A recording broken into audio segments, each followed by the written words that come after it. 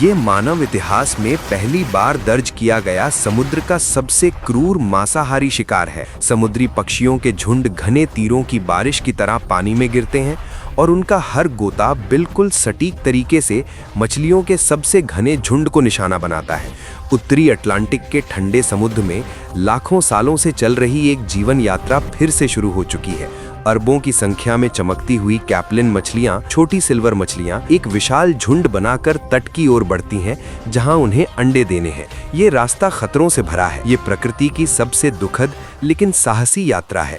जैसे ही समुद्र, जमीन और आसमान के शिकारी तैयार होते हैं, सबसे पहले गहराई से हम्पबैक व्हेल हमला करती है। ये व्हेल लगभग 3200 किलोमीटर की यात्रा करके यहाँ पहुँचती हैं, क्योंकि उन्हें पता है कि ये ऊर्जा जुटाने का सबसे सही समय है। वे अपने 5 मीटर चौड़े विशाल मुंह को खोलती हैं और एक ही बार में हजारों मछलियों को निगल जाती हैं। कैप्लिन मछलियों के दुश्मनों की फौज चौंका देने वाली होती है। आसमान में लाखों पक्षी मिसाइल की तरह गोता लगाते हैं। समुद्र में डॉल्फिन, ट्यूना और कॉड मछलियां मिलकर घेराबंदी करती हैं और किनारे पर सील और सी लायन इंतजार कर रहे होते हैं। ये एक ऐसा शिकार है जिसमें समुद्र, जमीन और आसमान तीनों मिलकर हमला करते हैं। लेकिन इतने बड़े खतरे के बीच भी कैप्लिन मछलियां अद्भुत समझदारी दिखाती हैं। वे तुरंत लगभग 100 मीटर के गोल झुंड में बदल जाती हैं, जिसमें मादा मछलियां बीच में सुरक्षित रहती हैं और नर मछलियां बाहर एक जीवित ढाल बनाती हैं। इस रणनीति की खास बात यह है कि जब व्हेल हमला करती है तो ये मछलियां सिर्फ 0.001 सेकंड में फिर से संगठित हो जाती हैं। जब ट्यूना उनकी रक्षा को तोड़ने की कोशिश करती हैं, तो नर मछलियां खुद को बलिदान कर देते हैं ताकि मादा मछलियां बच सकें। जब ये झुंड हर खतरे को पार करके तट के पास पहुंचता है, तब सबसे दुखद दृश्य सामने आता है।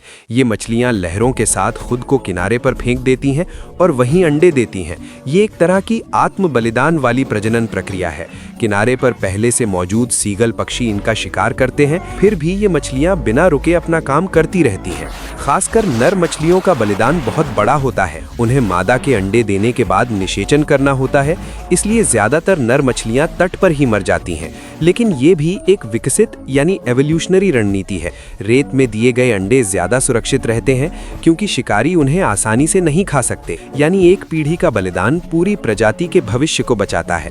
कैप्लिन मछलियां भले ही छोटी हों, लेकिन उत्तरी अटलांटिक के पूरे पारिस्थितिक तंत्र में इनकी भूमिका बहुत महत्वपूर्ण है। ये समुद्र में ऊर्जा के प्रवाह का मुख्य माध्यम है, जो पोषक तत्वों को बड़े शिकारियों तक पहुंचाती हैं। वैज्ञानिकों के अनुसार न्यूफाउंडलैंड जैसे क्षेत्रों में समुद्री पक्षी हर साल हजारों टन कैप्लिन मछलियां खाते हैं, और ये व्हेल और इंसानी मछली पकड़ने के साथ एक संतुलन बनाए रखता है। जब 1991 में इन मछलियों की संख्या अचानक गिर गई थी, तो समुद्री पक्षियों की प्रजनन दर भी कम हो गई और कई शिकारियों को अपना भोजन बदलना पड़ा। इससे साबित होता है कि छोटी सी मछली का प्रभाव कितना बड़ा हो सकता है।